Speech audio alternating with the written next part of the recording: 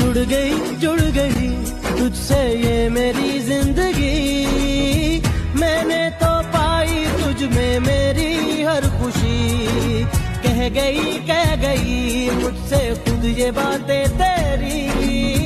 अक्सर ख्यालों में हूँ तेरे मैं कहीं। देखूं मैं तुझे लम्हा लम्हा हर पल अपने सीने में रखूं। 25 से 27 से 1 से 5 को बोल दिया हम नहीं आएंगे। कुछ दिन के ही सत्संग से ऐसा लग गया कि अभी बहुत दिनों से बिछड़े थे और इन्हीं महाराज जी के पास ही खोज थी और वृंदावन में ही एक ठिकाना है हमारा।